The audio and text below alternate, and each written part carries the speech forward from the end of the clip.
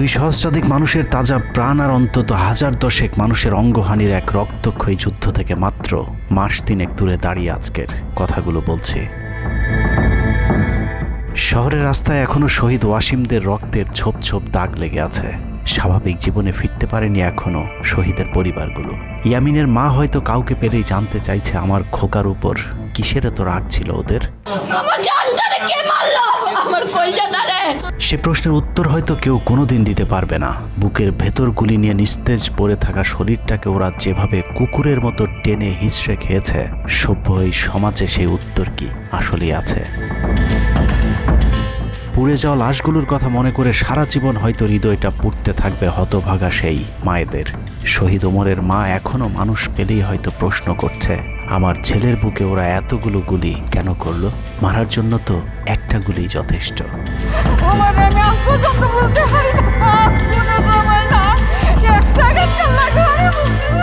তৃষ্ণা পেলে মুগ্ধের মায়ের হয়তো কানে বেজে উঠবে, পানি লাগবে, পানি।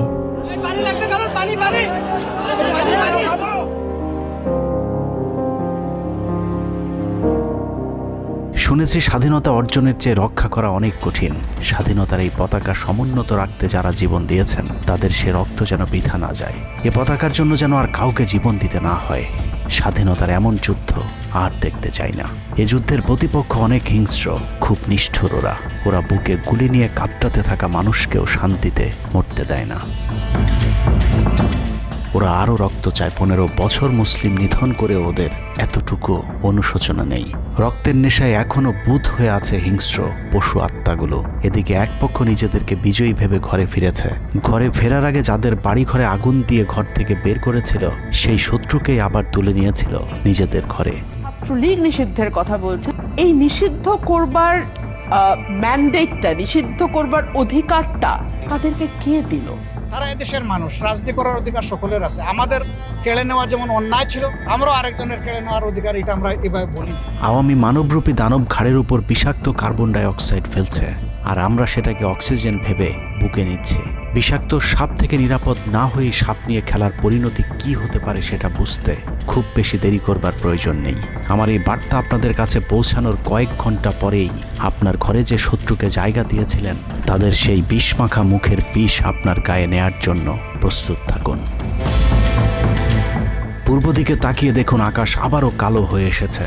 খুটখুটে অন্ধকার দেখে ঝড়ের গতি যতটুকু ভাবছেন অন্ধকারের সেই ঝড়ো বাতাস আসলে আলোর চেয়েও বেশি গতি নিয়ে ধেয়ে আসছে সবকিছু লণ্ডভণ্ড করে দিতে। প্রলয়ঙ্করী সেই ঝড়ের কবল থেকে প্রিয় মাতৃভূমিকে বাঁচাতে হলে দেশ রক্ষার পবিত্র দায়িত্ব যাদেরকে দেয়া হয়েছে, চলুন দেখে আসি তারা আসলে কতটা প্রস্তুত। জুলাইয়ের মাঝামাঝি পর্যন্ত সেনাবাহিনী ছাত্র আন্দোলন নিয়ে তেমন মাথা ঘামায়নি। ছাত্রলীগ যেদিন ঢাকা বিশ্ববিদ্যালয়ে ছাত্রীদের উপর আক্রমণ করেছিল, মূলত সেদিন থেকে সেনাবাহিনীর অভ্যন্তরীণ বিভিন্ন গ্রুপগুলোতে আলোচনা সমালোচনা শুরু হয়। 17 তারিখ সকল ডিভিশনের জিওসিরা অফিসার এবং সৈনিকদেরকে কোনো ধরনের গুজবে কান না দেওয়ার পরামর্শ দেন। জিওসিদের পক্ষ থেকে সাফ জানিয়ে দেওয়া হয়, সরকার মিসক্রিয়েন্টদের বিরুদ্ধে যথাযথ ব্যবস্থা নিচ্ছে, এটা নিয়ে সেনাবাহিনীর মাথা ঘামানোর কিছু নেই।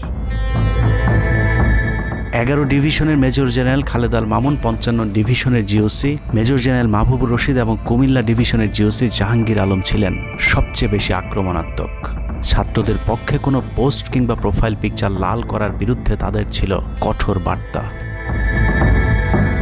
17 জুলাইয়ের গুরুত্বপূর্ণ আরেকটি ঘটনা হলো Hasina air chief marshal Hasan Mahmud খানকে বিমান বাহিনীর MI-17 হেলিকপ্টারকে এভি গান কনফিগারেশন লোড করতে বলেন, যা মূলত যুদ্ধকালীন চূড়ান্ত সময় ব্যবহার করা হয়। এয়ার চিফ হাসিনাকে উল্টো প্রশ্ন করেন, আমাদের সেনাবাহিনী কি এখনও ফেল করেছে? তাহলে এত দ্রুত বিমান বাহিনী কেন? বিমান বাহিনী প্রধানের মুখের উপর এমন বক্তব্যে শেখ হাসিনা প্রচণ্ড ক্ষেপে যান। এর পরপরই তিনি বিমান বাহিনী প্রধানের বিরুদ্ধে পদক্ষেপ নেওয়ার জন্য ব্রিগেডিয়ার জেনারেল ইমরান হামিদ এবং লেফটেন্যান্ট জেনারেল মুজিবকে নির্দেশ দেন। আর্মি ইন্টেলিজেন্স থেকে এই পরিকল্পনার তথ্য জেনে বিমান বাহিনী প্রধান ওই রাতেই তার নিরাপত্তার জন্য গাজীপুর থেকে এয়ার কমান্ড নিয়ে আসেন, যে ইউনিটটি এখনও বিমান বাহিনী প্রধানের নিরাপত্তার দায়িত্বে ঢাকাতেই অবস্থান করছে। যাই হোক, বিমান বাহিনী প্রধান সেদিন রাজি হলে ব্ল্যাকআউটের সময়টা আরও ভয়ঙ্কর হতে পারত। বিমান বাহিনীর সহায়তা না পেয়ে শেখ হাসিনা পরদিন র্যাব প্রধানকে ডেকে আদেশ দেন তার হেলিকপ্টার প্রস্তুত রাখার। র্যাব প্রধান হাসিনার আদেশ অনুযায়ী ছাত্রদের বিরুদ্ধে অপারেশনে হেলিকপ্টার ব্যবহার করেন। হেলিকপ্টারের গুলিতে যতগুলো হতাহতের ঘটনা ঘটেছে সবগুলোই র্যাবের হেলিকপ্টার থেকে করা হয়েছিল। র্যাবের পাশাপাশি ঢাকার বাইরে দু একটি পাদে প্রায় সবকটি ডিভিশনের জিওসিরা দেশের বিরুদ্ধে অবস্থান নিয়েছিলেন। ঢাকার বাইরে থেকে বিশেষ করে ডিভিশন সাপোর্ট ব্যাটালিয়নকে অগ্রাধিকার ভিত্তিতে ঢাকায় নিয়ে আসা হয়, কারণ তাদের সাথে এপিসি সুবিধা ছিল। এপিসি গাড়িগুলো মূলত ছাত্রদের বিরুদ্ধে চূড়ান্ত পদক্ষেপ নেওয়ার জন্যই আনা হয়েছিল। রাষ্ট্রীয় গুরুত্বপূর্ণ এলাকা কেপিআই রক্ষায় 19 তারিখে সেনা নামানোর সিদ্ধান্ত নেওয়া হয়। নিয়ম অনুযায়ী সেনাবাহিনীর কেপিআই রক্ষার দায়িত্ব পালন করার কথা থাকলেও বিভিন্ন জায়গায় দেখা গেছে সেনাবাহিনীর ছত্রছায়ায় পুলিশ এবং আওয়ামী লীগ ছাত্রলীগের সন্ত্রাসীরা ছাত্রদের উপর হামলা চালিয়েছে। কোথাও সরাসরি সেনাবাহিনীকেও গুলি চালাতে দেখা গেছে। এর মধ্যে ঢাকার 46 পদাতিক ডিভিশনের ইনফ্যান্ট্রি ব্রিগেডের ইউনিটগুলো ঢাকার প্রাণকেন্দ্রগুলোতে ছাত্রদের উপর সবচেয়ে বেশি দমন পীড়ন চালিয়েছে। অনুসন্ধানে 19 থেকে 23 জুলাই পর্যন্ত গণহত্যার সাথে জড়িত সেনাবাহিনীর কয়েকজন অফিসারের নাম উঠে এসেছে, যারা এখনও পর্যন্ত গুরুত্বপূর্ণ সব পদে বহাল আছেন, যা ডক্টর মোহাম্মদ ইউনূস সরকারের জন্য অত্যন্ত বিপজ্জনক। কতটা বিপজ্জনক সেটা বোঝার জন্য আন্দোলনের সময়টাতে ওই অফিসারদের ভূমিকা কী ছিল সেটা একটু দেখে আসি। আন্দোলনের সবচেয়ে বেশি রক্তক্ষেকো ছিলেন বিজিবির ডিজি মেজর জেনারেল আশরাফ। সূত্র জানিয়েছে ভারতীয় নাগরিকদের বিজিবির পোশাক পরিয়ে মাঠে নামিয়েছিলেন বিজিবির এই মহাপরিচালক। সেনাবাহিনী শেখ হাসিনাকে পদত্যাগের পরামর্শ দেওয়ার পরেও শুধু বিজিবিকে নিয়ে হত্যাকাণ্ড চালিয়ে শেখ হাসিনাকে ক্ষমতায় রাখার গ্যারান্টি দিয়েছিলেন মেজর জেনারেল আশরাফ। 5 তারিখ হাসিনা পালিয়ে যাবার আগ মুহূর্তে তিনি স্বরাষ্ট্রমন্ত্রীকে ফোন করে বলেছিলেন কয়েক হাজার মানুষ মারলেই পরিস্থিতি ঠান্ডা হয়ে যাবে, অতএব কোনো অবস্থাতেই যেন প্রধানমন্ত্রী পালিয়ে না যান। স্বরাষ্ট্রমন্ত্রীকে তিনি এমনটাই পরামর্শ দিয়েছিলেন। 5 তারিখ সকাল থেকে দুপুর পর্যন্ত ঢাকা শহরে সবচেয়ে বেশি তৎপরতা ছিল বিজেপির। ওই দিন সকাল থেকেই ঢাকার প্রবেশ পথগুলোতে চেকপোস্ট বসিয়ে তল্লাশি চালিয়েছিল মেজর জেনারেল আশরাফের বিজিবি। বিজিবির একটি সূত্র জানিয়েছে বিজিবি মহাপরিচালক প্রতিদিন সিওদের কাছ থেকে হিসেব নিতেন কে কতজন ছাত্র হত্যা করেছে। বিজিবি মহাপরিচালকের নির্দেশনায় খুনের সেই প্রতিযোগিতায় সবচেয়ে ভালো পারফর্মার ছিল কর্নেল রিদওয়ান। সূত্রের মতে ছাত্র আন্দোলনে বিজিবি অন্তত 500 শিক্ষার্থীকে গুলি করে হত্যা করেছে। বিজিবি প্রধান এবং রিদওয়ানের মতো তার অনুগত অফিসারদের জেলে থাকার কথা, কিন্তু তারা এখনও গুরুত্বপূর্ণ সব দায়িত্ব পালন করে যাচ্ছে। আর মেজর জেনারেল আশরাফ এখন পর্যন্ত বিজিবি প্রধানের চেয়ারেই বসে আছেন।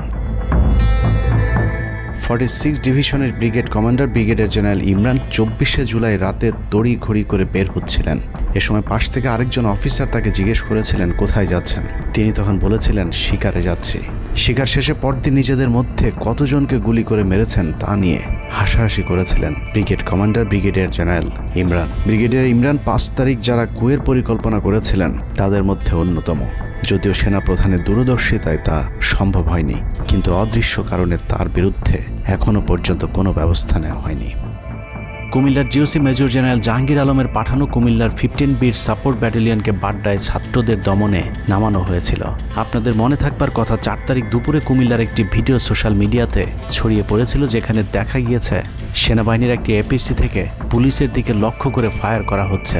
অনেকের মাঝে একটি ভুল ধারণা রয়েছে যে কুমিল্লা ক্যান্টনমেন্টের সেনাবাহিনী হয়তো ছাত্র জনতার পাশে দাঁড়িয়েছিল। মূল ঘটনা হলো 4 তারিখ দুপুর 11টার দিকে সোশ্যাল মিডিয়াতে ছড়িয়ে পড়া ওই ভিডিওটি একজন জুনিয়র অফিসারের ব্ল্যাঙ্ক ফায়ার। ওই সময় ছাত্রদেরকে দেখা যায় এপিসির পাশে উল্লাস করতে। ঘটনার পরপর কুমিল্লার কুখ্যাত সন্ত্রাসী এমপি বাহার শেখ হাসিনার মিলিটারি সেক্রেটারিকে বিষয়টি ফোন করে জানালে উক্ত এপিসি ইউনিটটিকে ক্যান্টনমেন্টে ব্যাক করান জিওসি জাহাঙ্গীর আলম। ওই ঘটনাটিকে তিনি পরবর্তীতে নিজের ক্রেডিট হিসাবে মানুষের সামনে তুলে ধরে নিজেকে আওয়ামী বিরোধী হিসেবে চালিয়ে দেওয়ার চেষ্টা করেছেন, যার ফলশ্রুতিতে তিনি ডিজিএফআই প্রধানের মতো গুরুত্বপূর্ণ একটি পদ বাগিয়ে নেন। অথচ 4 তারিখ ওই ঘটনা বাদে কুমিল্লায় সবখানে সেনাবাহিনীর পাহারায় ছাত্র জনতাকে হত্যা করেছে আওয়ামী সন্ত্রাসীরা। যে সেনা প্রধানও নাকি তাকে তার চেয়ার থেকে সরাতে পারছেন না। কদমবুচি জেনারেল খ্যাত মেজর জেনারেল মাহবুবুর রশিদ যশোর ডিভিশনের জিওসি সামরিক নিয়ম ভেঙে গোপালগঞ্জে সবার সামনে হাসিনার পা ছুঁয়ে সালাম করেছিলেন major general Mahbubur Rashid. 5 August এবং 7 আগস্ট সেনাবাহিনীর গাড়ি পোড়ানোর পরেও সেনাবাহিনীকে কোনো অ্যাকশনে যেতে দেয়নি সেনাবাহিনীর এই আওয়ামী কর্মকর্তা। সূত্র জানিয়েছে 5 তারিখের পর থেকে এ পর্যন্ত একাধিকবার গোপালগঞ্জ আওয়ামী লীগ নেতাদের বাড়িতে গিয়ে বৈঠক করেছেন তিনি। অথচ মাহবুবকে এখনও পর্যন্ত জিওসির পদে বসিয়ে রাখা হয়েছে। তার এই ক্ষমতাকে কাজে লাগিয়ে আওয়ামী লীগের অসংখ্য নেতাকর্মীকে ভারতে যাবার সুযোগ করে দিয়েছেন major general Mahbubur Rashid. Colonel Asad Khulna DGFI এর ডেড কমান্ডার। সেখানে বসে তিনি রয়ের সব পরিকল্পনা বাস্তবায়ন করে যাচ্ছে। জুলাই আন্দোলনের সময় যিনি আর্মি অফিসারদেরকে বলেছিলেন দেখে দেখে গুলি করেন, প্রতি গুলিতে একটা করে মারতে হবে, অথচ সেই কর্মকর্তা এখনও খুলনাতে বসে বিএনপি জামায়াতের নেতাকর্মীদের মধ্যে বিভক্তির ষড়যন্ত্র করে যাচ্ছে। খুলনা অঞ্চল দিয়ে তার সহায়তায় শেখ পরিবারের সবচেয়ে বেশি সংখ্যক সদস্য ভারতে পালিয়েছে। বগুড়া ডিভিশনের GOC major general Khaled Al Mamun এখনও জিওসি পদে আছেন। বগুড়া থেকে আসা 11 ডিভিশনের 7 ইস্ট বেঙ্গল এনে ঢাকার প্রবেশ পথ নিয়ন্ত্রণের জন্য গাজীপুরে রেখেছিলেন তিনি। উত্তরা গাজীপুর এলাকায় সংঘটিত হত্যাকাণ্ডের বেশিরভাগই জড়িত ছিল বগুড়ার 7 ইস্ট বেঙ্গল। রহস্যজনক কারণে 7 ইস্ট বেঙ্গলকে এখনও পর্যন্ত বগুড়ায় ফেরত না পাঠিয়ে ঢাকাতেই রাখা হয়েছে। মেজর জেনারেল ফেরদৌস হাসান সেলিম, যার মা ছিলেন হাসিনার অত্যন্ত ঘনিষ্ঠ বান্ধবী। ফেরদৌস সেলিম শেখ হাসিনাকে ফুপু বলে ডাকতেন। 27তম বিএমএ লং কোর্সের এই অফিসারের পাসিং আউটে শেখ হাসিনা নিজে উপস্থিত ছিলেন, যদিও হাসিনা তখন বিরোধী দলীয় নেত্রী ছিলেন। ডিজিএফের পদে থাকাকালীন হাসিনার টাকা পাচার এবং থাইল্যান্ডের বিভিন্ন ব্যবসা দেখাশোনার দায়িত্ব ছিল তার। 5 তারিখের সময়টাতে গুরুত্বপূর্ণ কোনো পদে না থাকায় নিজেকে এখন আওয়ামী বিরোধী দাবি করছেন ফেরদৌস হাসান সেলিম। ভয়ঙ্কর বিষয় হচ্ছে ডক্টর মোহাম্মদ ইউনূসকে ভুল বুঝে ইউনূসের মিলিটারি সেক্রেটারি পদে বসে সব কুটচাল চেলে যাচ্ছেন major general Ferdous Hasan. Guarantee দিয়ে বলে রাখলাম, সুযোগ পেলে সবার আগে ডক্টর মোহাম্মদ ইউনূসের মিলিটারি সেক্রেটারি নিজেই ইউনূসের গলা চেপে ধরবে। অতএব যত দ্রুত সম্ভব ডক্টর মোহাম্মদ ইউনূসের মিলিটারি সেক্রেটারির পদ থেকে তাকে সরাতে হবে। শেখ হাসিনার গণভবন ঠেকাতে সবচেয়ে বেশি শক্ত বলয় তৈরি করা হয়েছিল।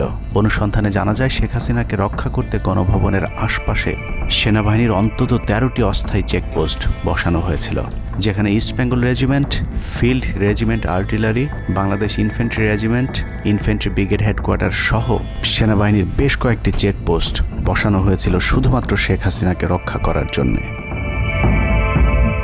সেনাবাহিনীর এসব আর্মি অফিসারদের সম্মিলিত অপারেশনে ছাত্রদের উপর চালানো হয়েছে নির্মম নৃশংস হত্যাযজ্ঞ। কিন্তু এই হত্যাকাণ্ডই সেনাবাহিনীর ভেতরে থাকা দেশপ্রেমিক অফিসারদের বিবেকের দরজা খুলে দিয়েছিল।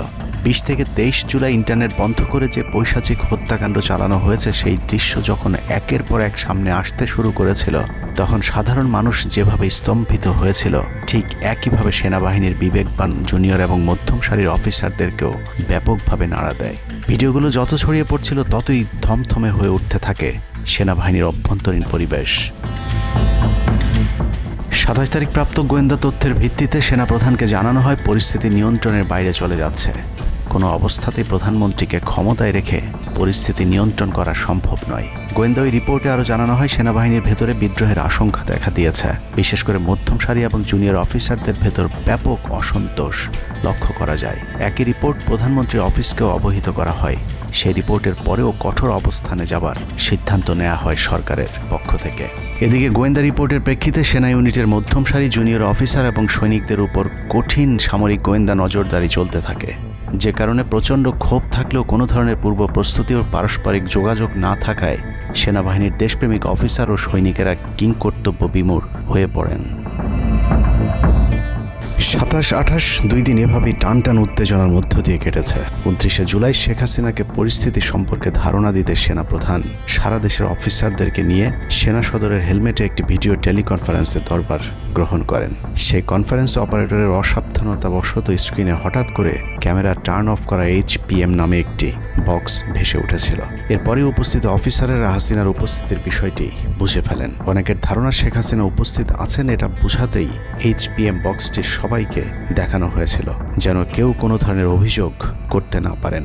কিন্তু সবাইকে অবাক করে বেশ কয়েকজন অফিসার তাদের ক্ষোভের কথা জানান। এর মাঝে রাজশাহী CMH এর একজন মেজর র্যাঙ্কের নারী চিকিৎসক 19 থেকে 23 তারিখ পর্যন্ত চলা ছাত্র হত্যার বিভীষিকাময় বর্ণনা তুলে ধরে আবেগী এক বক্তব্য দেন। সূত্র জানিয়েছে এ সময় সেনাবাহিনীর কয়েকজনকে কাঁদতে দেখা গেছে।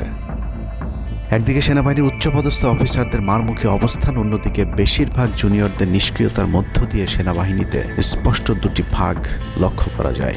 এরই মধ্যে সেনাবাহিনীর কাছে প্রাপ্ত গোয়েন্দা তথ্য অনুযায়ী যে কোনো সময় সেনাবাহিনীতে বিদ্রোহ দেখা দিতে পারে। বিশেষ করে লেফটেন্যান্ট কর্নেল থেকে নিচের অফিসারদের ভেতর ব্যাপক ক্ষোভের বিষয়টি গোয়েন্দা প্রতিবেদনে জানানো হয়।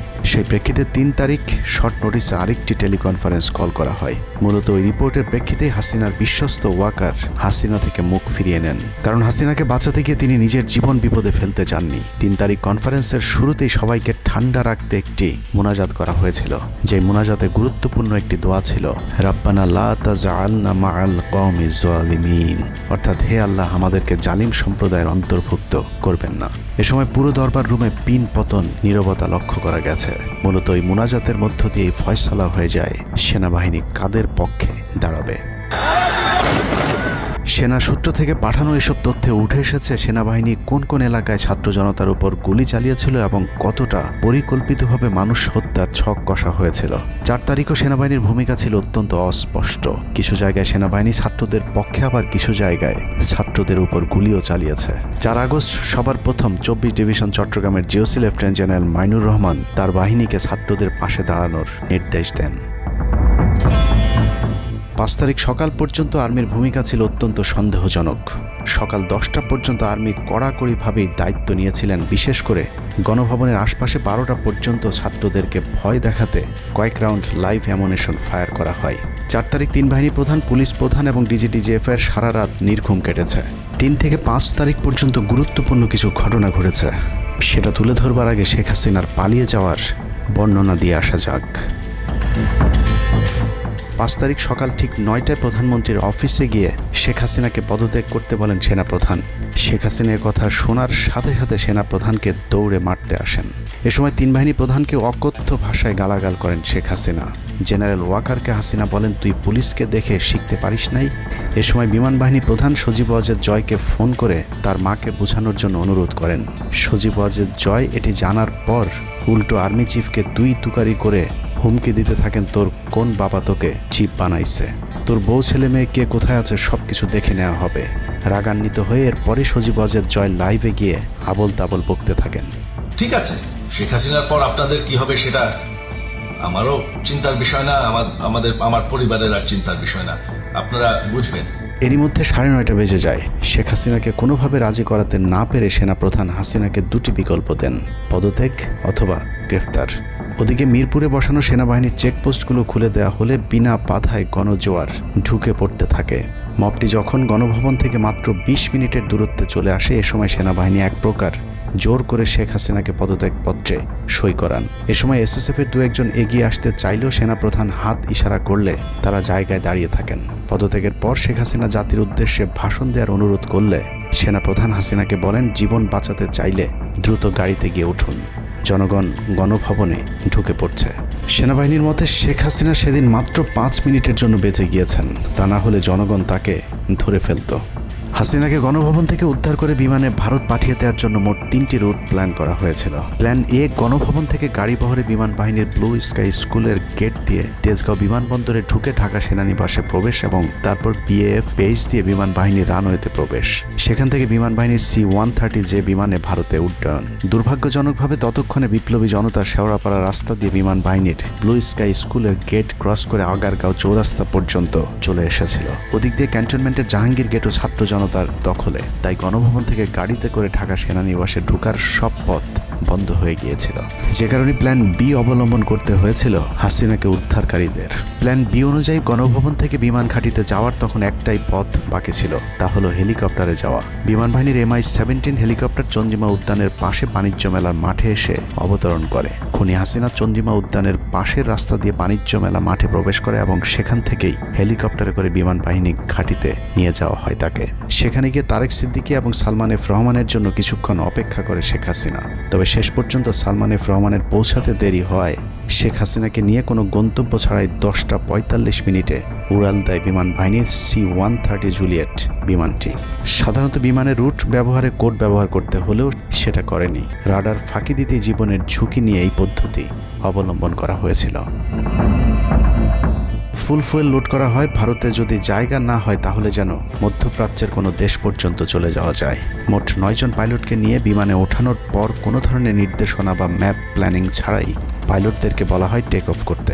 বিমানটি প্রথমে যশোরের উপর দিয়ে কলকাতায় পৌঁছালে সেনাপ্রধান জাতির উদ্দেশ্যে ভাষণের ঘোষণা দেন, কিন্তু কলকাতায় ল্যান্ডিংয়ের পারমিশন না দিলে সেখান থেকে শেখ হাসিনাকে বহন করা বিমানটি চলে যায় আগরতলায়। আগরতলায় পারমিশন না পেয়ে আবারও দিল্লির দিকে উড়াল দেয়। সেখান থেকে দিল্লি গেলে সেখানেও রিফিউজ করা হয়। দিল্লি বিমানবন্দরে নামতে না দিলে অনিশ্চয়তা দেখা দেয় শেখ হাসিনাকে বহন করা বিমানটির ভারতে অবতরণ নিয়ে। বিমানের একজন পাইলটের বরাত দিয়ে জানা যায়, এভাবে উদ্দেশ্যহীনভাবে দীর্ঘক্ষণ ঘুরতে থাকার পর জরুরি অবতরণের সিদ্ধান্ত নেওয়া হয়। তবে জরুরি অবতরণের ঠিক আগ মুহূর্তে দিল্লির গাজিয়াবাদ এয়ারবেজে নামার অনুমতি পায় C-130 জুলিয়েট, যেখানে অজিত ধওয়াল তাকে রিসিভ করেন। অবতরণে জটিলতার কারণেই 5 তারিখ সেনাপ্রধান জাতির উদ্দেশ্যে ভাষণ দিতে বারবার দেরি করছিলেন, কারণ তিনি নিশ্চিত হতে চাচ্ছিলেন শেখ হাসিনা ভারতে অবতরণ করেছেন। তারপরই বাংলাদেশের মানুষ মুক্তি পায় এক ফেরাউনের হাত থেকে। হাসিনা পালিয়ে যাওয়ার সেই খবর পৃথিবীর সবাই জানে, কিন্তু 3 থেকে 5 তারিখ পর্যন্ত ক্যান্টনমেন্টে কিছু ঘটনা ঘটেছে, যেই ঘটনা এখনও আমাদের কাছে অজানা। 3 তারিখ সেনাপ্রধানের ওই ভার্চুয়াল মিটিংয়ের পর মোটামুটি নিশ্চিত হয়ে যায় শেখ হাসিনা অধ্যায় বাংলাদেশের শেষ। শুরু হয় ভারতের প্ল্যান বি বাস্তবায়নের প্রক্রিয়া। 3 তারিখ রাতে আসিফ নজরুলের সাথে ডিজিএফআই কার্যালয়ের পাশের একটি ভবনে আসিফ নজরুলের ঘনিষ্ঠ বন্ধু major general Hamid, lieutenant general Mujib এবং মেজর জেনারেল ফেরদৌস সেলিমের একটি গোপন বৈঠক হয়, যেখানে ভারতীয় গোয়েন্দা সংস্থার 16 জন কর্মকর্তা উপস্থিত ছিলেন। মূলত 5 তারিখ শেখ হাসিনা পদত্যাগ করার পর করণীয় নির্ধারণ করতেই ওই বৈঠক অনুষ্ঠিত হয়। দীর্ঘ এই বৈঠক শেষে মোট 3টি বিকল্প নির্ধারণ করা হয়। প্রথমটি জরুরি অবস্থা জারি করে সেনাবাহিনীর হাতে ক্ষমতা দেয়া, দ্বিতীয়টি আসিফ নজরুলকে প্রধান উপদেষ্টা করে একটি অন্তর্বর্তীকালীন সরকার গঠন।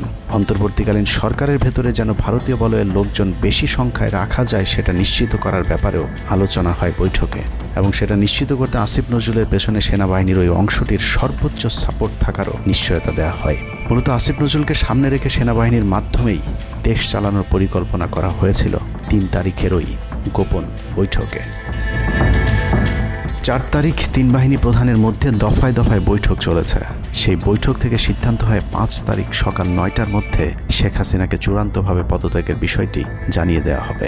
এর পরপরই আসিফ নজরুলকে আবারও ক্যান্টনমেন্টে ডেকে আনা হয় এবং শেখ হাসিনার পদত্যাগের পর আওয়ামী নেতা কর্মীদেরকে যতটা সম্ভব নিরাপত্তা দেয়া, বেসরকারি বিভিন্ন প্রতিষ্ঠানগুলোতে যতটা সম্ভব আগের কর্মকর্তাদেরকে রেখে দেয়া এবং বিটিআর হত্যাকাণ্ড নিয়ে কোনো ধরনের পদক্ষেপ না নেওয়ার সহ বেশ কিছু করণীয় ঠিক করে দেওয়া হয়। দীর্ঘ সেই আলোচনার কারণে 4 তারিখ সারা রাত ক্যান্টনমেন্টে অবস্থান করেছেন আসিফ নজরুল। তাৎক্ষণিক আসিফ নজরুলের কাঁধে 2টি দায়িত্ব দেওয়া হয়: আর্মির প্রতি সকলে আস্থা তৈরি করা এবং হাসিনার পদত্যাগের পরপর ছাত্রদেরকে সেনাবাহিনীর নিয়ন্ত্রণে নিয়ে আসা। কথা মতো আসিফ নজরুল 4 তারিখ রাত এবং 5 তারিখ খুব সকালে ক্যান্টনমেন্টে বসে ফেসবুকে তিনি 2টি পোস্ট করেন। পোস্টের প্রথমটি 4 তারিখ রাতে সেনাবাহিনীকে প্যাট্রিয়ট সম্বোধন করে করা হয়, যেন সেনাবাহিনীর প্রতি ছাত্র জনতার আস্থা বেড়ে যায়, এবং পরেরটি সংখ্যালঘুদের বাড়িঘরে হামলা না চালানোর অনুরোধ করে পোস্ট করা হয়।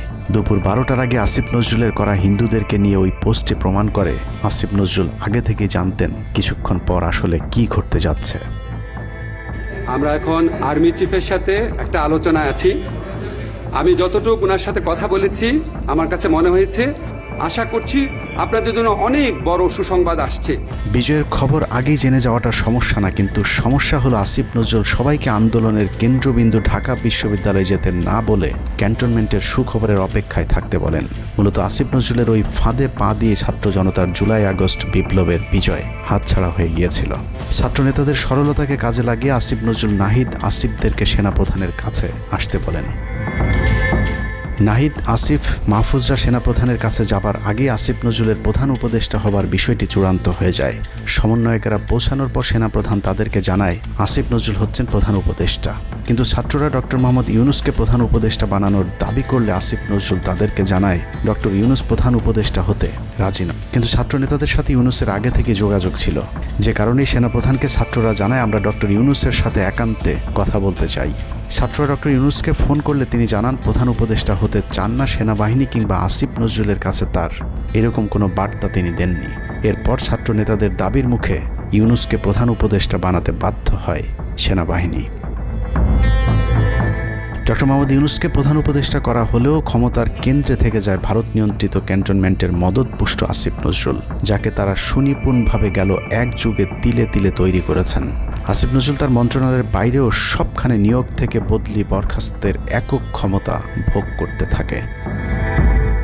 একদিকে সেনাবাহিনীর ছত্রছায়া আসিফ নজরুলের হাত ধরে ভারতীয় এজেন্টদেরকে গুরুত্বপূর্ণ সব পদে বসানো হচ্ছিল, অন্যদিকে চলছিল পুরো দেশ দখলের ভয়ঙ্কর ষড়যন্ত্র। কিন্তু ছাত্রদের চাপের মুখে আসিফ নজরুলের পরিবর্তে ডক্টর মোহাম্মদ ইউনূসের প্রধান উপদেষ্টা হবার বিষয়টি কোনোভাবেই মেনে নিতে পারেনি সেনাবাহিনীর ভারতপন্থী অংশটি, যে কারণে 5 তারিখ রাতেই একটি ব্যর্থ সেনা কুয়ের ষড়যন্ত্র করা হয়েছিল। 5 তারিখের পরপরই ইউনূসের একের পর এক ভারতীয় আগ্রাসন বিরোধী বক্তব্যে আতঙ্কিত হয়ে ওঠে ভারতীয় বলয়, যে কারণে 8 তারিখ শপথ নেয়ার আগেই ডক্টর মোহাম্মদ ইউনূসকে হত্যা করে সেনা কুয়ের আরেকটি চেষ্টা চালায় সেনাবাহিনীর ওই অংশটি। 8 তারিখ ডক্টর ইউনূসের নেতৃত্বে নতুন সরকার শপথের ঠিক আগ মুহূর্তে একটি সেনা কুয়ের চেষ্টা করা হয়। কুয়ের নেতৃত্ব দেন লেফটেন্যান্ট জেনারেল মুজিব এবং মেজর জেনারেল হামিদুল হক।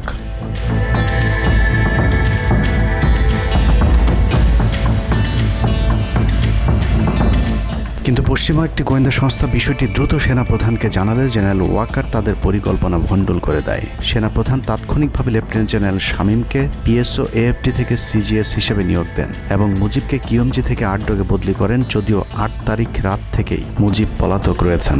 এরপর 12 সেপ্টেম্বর তাকে সেনাবাহিনী থেকে বরখাস্ত করা হয়। একই দিনে লেফটেন্যান্ট জেনারেল হামিদুলকে স্বেচ্ছায় অবসরে পাঠানো হয়। এনডিসি থেকে মেজর জেনারেল সাইফুলকে মিনিস্ট্রি অফ ফরেন অ্যাফেয়ার্স এবং চিফ অফ জেনারেল স্টাফ শাহিনকে এনডিসিতে পাঠানো হয়। কয়েকজনের ব্যাপারে পদক্ষেপ নেওয়াটা যেমন স্বস্তির, তেমনি ষড়যন্ত্রকারীদেরকে যেখানে বদলি করা হয়েছে তাদের প্রতিটি পদই অত্যন্ত গুরুত্বপূর্ণ, যা বর্তমান সরকার এবং দেশের স্থিতিশীলতার জন্য চরম বিপজ্জনক।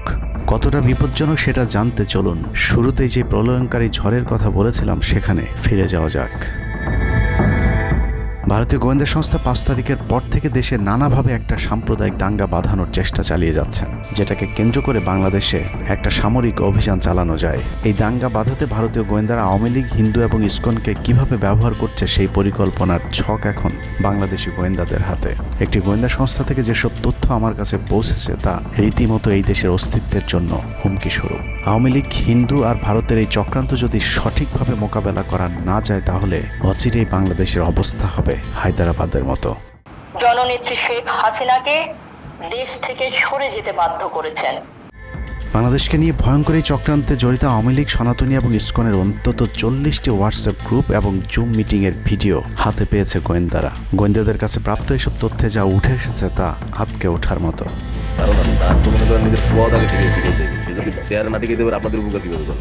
সেনাপ্রধান জামাত হলে এতদিন আওয়ামী লীগ বাইকে ফেলা দিত, ঠিক আছে? এটা তো আমাদেরও আওয়ামী লীগেরও একটা গেম হতে পারে, বলা যায় জামাত শিবিরের উপরে সব চাপা দিতে পারে, এটাও হতে পারে।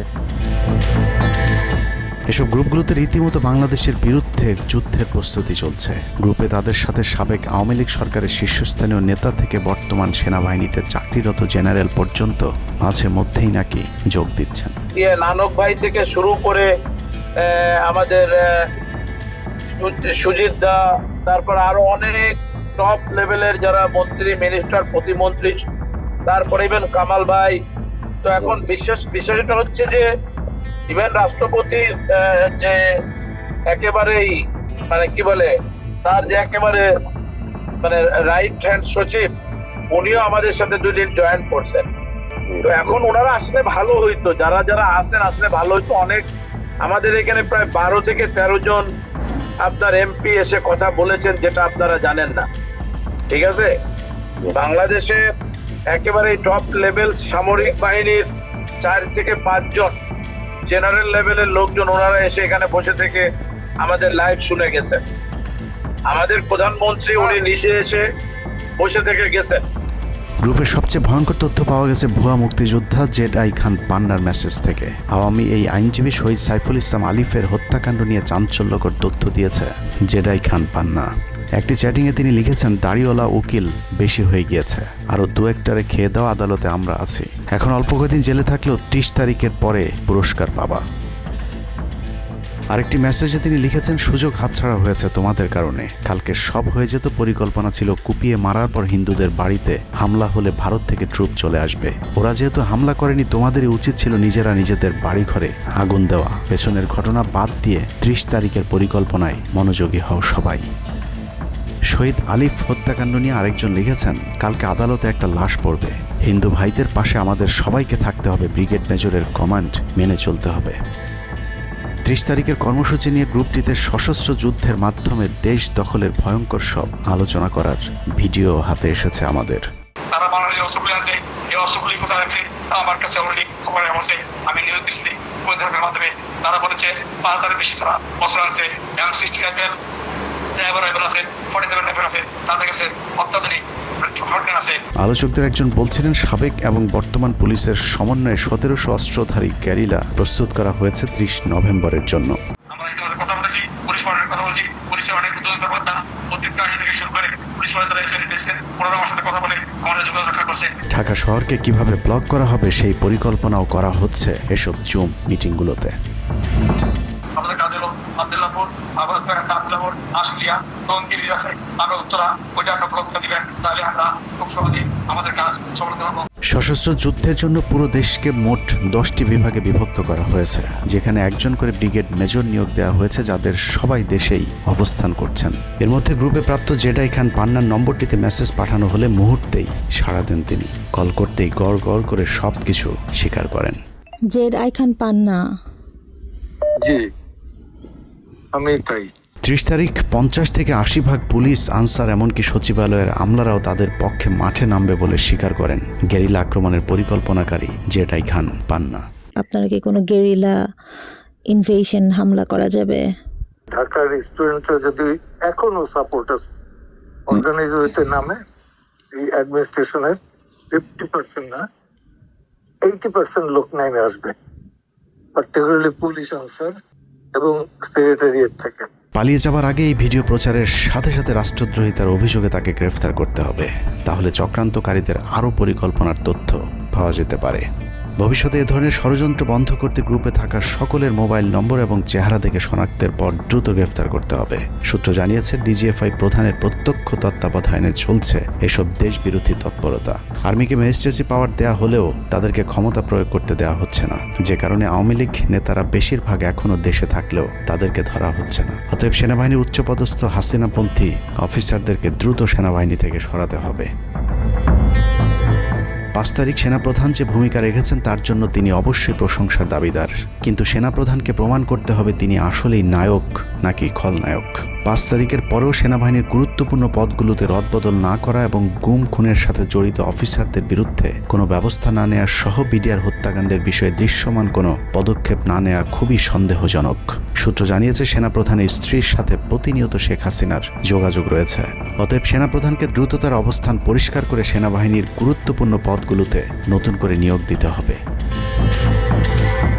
সেনাবাহিনীর জুনিয়র এবং মধ্যম সারির অফিসার এবং সৈনিকদের সবসময় দেশের স্বার্থে যুদ্ধের জন্য প্রস্তুত থাকতে হবে।